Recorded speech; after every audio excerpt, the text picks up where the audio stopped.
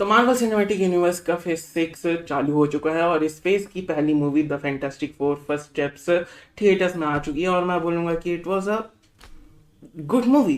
बुरी तो बिल्कुल नहीं थी, लेकिन आपको वो इम्पैक्ट छोड़कर नहीं जाती कि फाइनली आपको ये लगे कि मार्वल इज बैक, अब हम मार्वल के ऊपर फिर से भरोसा कर सकते हैं कि ये तो तोड़ ही देंगे अवेंजर्स डूम्सडे में। ऐसी फीलिंग नहीं आती। मूवी अच्छी है, एंटरटेनिंग है, इंजॉयबल है, लेकिन जब आप थिएटर्स से निकलते हैं तो आपको वो लॉन्ग लास्टिंग इम्पैक्ट आपके दिमाग में, आपके मेमोरीज में छोड़कर नहीं जाता। काफ़ी चीज़ें तो आप भूल भी जाते हो। और overall it's entertaining movie but not what we were expecting कि अब इस मूवी के बाद सब कुछ मार्वल में सही ही होगा, ऐसी फीलिंग नहीं आती है।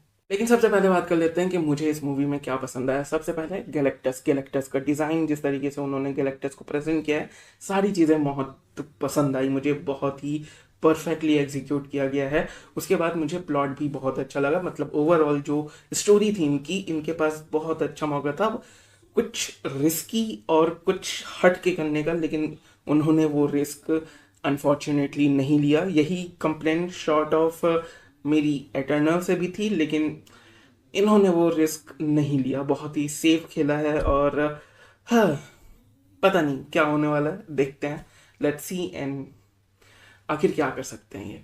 उसके बाद जिस तरीके से इन्होंने बहुत ही बढ़िया तरीके से इस फैंटास्टिक फोर को एक फैमिली के तौर पर दिखाया है, चाहे थिंग हो, जॉनी हो, शू हो या फिर रीड हो, सारी कैरेक्टर्स ऑन पॉइंट थे और बहुत ही बढ़िया तरीके से इनको एज अ फैमिली इन्होंने दिखाया है।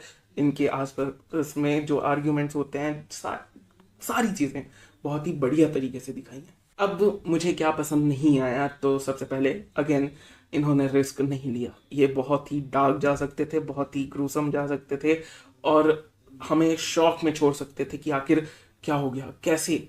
लेकिन इन्होंने वो रिस्क नहीं लिया, बहुत ही सेफ खेला है, जो कि काइंड ऑफ डिसअपॉइंटिंग है। लेकिन देखते हैं क्या होता है। स्पेशली इसलिए भी है क्योंकि थंडरबोल्ट्स के जो पोस्ट क्रेडिट सीन में हमने देखा था कि फैंटास्टिक फोर का शिप हमें देखने को मिलता है, तो उसके कारण मेरी एक्सपेक्टेशन थोड़ी सी और बढ़ गई थी। लेकिन लेट ओके, ठीक है, इनको कैसे दिखाना है, कैसे इनका एग्जीक्यूशन होगा फ्यूचर मूवीज में, वो देखने लायक होगा। उसके बाद कुछ कुछ जगह CGI इतने आह, बेकार थे।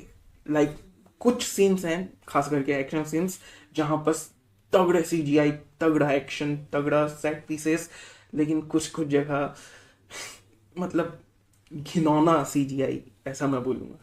उसके बाद हमें पता चलता है, और इन्होंने पहले भी बता दिया था, कि कुछ चीज़ें इन्होंने काट दी हैं। जॉन मेल्कोविच वाला कैरेक्टर जो था, उसका पूरा पार्ट काट दिया है।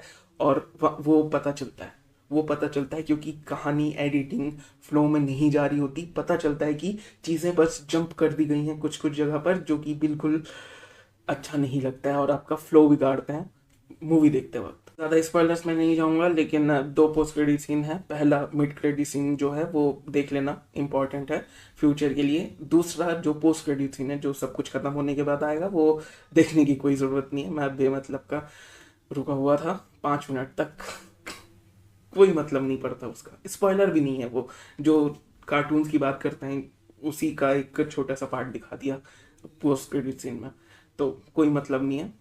बस निकल जाना मिड क्रेडिट सीन देखने के बाद। बाकी इन डिटेल लाइव में बात करेंगे इस संडे को, तो मिलते हैं संडे को या सैटरडे को, पता नहीं। बाकी तुम बताओ तुम्हें कैसे लगी ये मूवी, अपने ओपिनियंस नीचे कमेंट सेक्शन में लिख के जाओ। मिलते हैं लाइव सेशन में with spoilers in discussion, deep down discussion. Okay, bye.